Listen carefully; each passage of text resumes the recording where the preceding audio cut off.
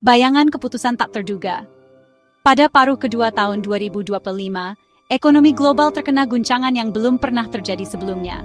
Pemerintah AS tiba-tiba dan secara menyeluruh mengubah kebijakan perdagangan luar negeri dengan memutuskan untuk memberlakukan tarif baru yang tinggi pada impor di sektor-sektor strategis. Keputusan ini langsung mempengaruhi banyak mitra ekonomi global, bukan hanya Tiongkok, tetapi juga Uni Eropa, Korea Selatan, Brasil, dan Kanada. Ketakutan bahwa perang dagang bisa mencuat kembali sudah cukup untuk mengguncang semua pasar.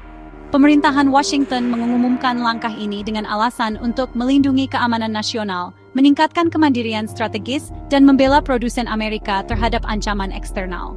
Tarif baru, terutama di sektor baja, semikonduktor, otomotif, baterai, panel surya, dan alat kesehatan, mencapai tingkat antara 25% hingga 100%. Departemen Keuangan AS menyatakan keputusan ini sebagai kebijakan untuk mendorong produksi dalam negeri dan mengurangi ketergantungan luar negeri. Namun, para analis global menafsirkannya sebagai awal dari gelombang proteksionisme baru. Tiongkok adalah negara yang paling terdampak tarif ini. Khususnya pajak tambahan pada produk berteknologi tinggi mempengaruhi lebih dari 40% ekspor Tiongkok ke AS.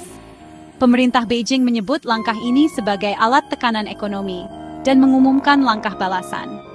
Tiongkok segera membalas dengan menaikkan tarif atas beberapa produk pertanian dan suku cadang penerbangan asal AS. Ketegangan ini menciptakan gelombang ketidakpastian baru pada rantai pasok global. Bahkan sekutu tradisional AS pun ikut terdampak keputusan ini. Negara-negara seperti Jerman, Jepang, dan Korea Selatan mengalami pukulan berat pada ekspor mobil, teknologi, dan perlengkapan energi mereka. Komisi Eropa menyebut langkah ini sepihak dan bertentangan dengan hukum perdagangan internasional, serta mengajukan keluhan resmi ke Organisasi Perdagangan Dunia.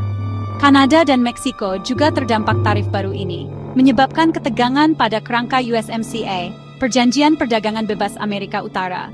Bahkan fondasi integrasi kawasan mulai terguncang karena kebijakan ini. Segera setelah pengumuman, pasar saham global mengalami fluktuasi tajam. Saham perusahaan teknologi dan industri turun, sementara penguatan dolar menekan mata uang negara berkembang. Ada lonjakan permintaan emas dan aset kripto. Ketika investor mencari tempat aman, ketidakpastian di sektor real meningkat. Rantai pasok direstrukturisasi, namun prosesnya tidak mudah. Biaya produksi naik, rencana logistik kacau, dan proyeksi pertumbuhan global direvisi ke bawah. Fokus utama tarif baru adalah produk teknologi tinggi.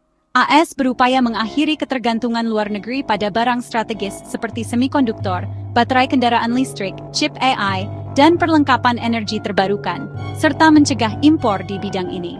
Ini berdampak langsung pada banyak negara Asia, terutama Taiwan dan Korea Selatan.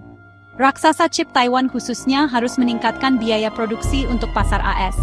Perkembangan ini berpotensi menimbulkan masalah jangka panjang pada pasokan teknologi. Dampak tarif ini tidak hanya pada negara produsen dan eksportir. Perusahaan multinasional terpaksa merestrukturisasi rantai pasok mereka. Sebagian mempertimbangkan relokasi produksi ke negara seperti Vietnam, India, dan Indonesia. Namun, ini menimbulkan masalah baru, kurangnya kapasitas logistik, ketidakseimbangan pasokan bahan baku, dan kenaikan biaya asuransi memperpanjang waktu produksi. Pasar global mulai berkembang ke arah struktur yang terfragmentasi. Konsep perang dagang kembali menjadi agenda utama. Di balik keputusan radikal ini, tidak hanya ada kebijakan perdagangan luar negeri, tapi juga keseimbangan politik domestik. Menjelang pemilu presiden 2026, pemerintah AS menghidupkan kembali kebijakan proteksi untuk menurunkan pengangguran dan menarik suara di kawasan industri. Namun, para ahli menyoroti strategi ini mungkin berdampak positif jangka pendek di beberapa bidang, tapi bisa memicu inflasi dan menegangkan hubungan diplomatik dengan sekutu dalam jangka panjang. Keputusan ini menciptakan efek domino pada sistem ekonomi global.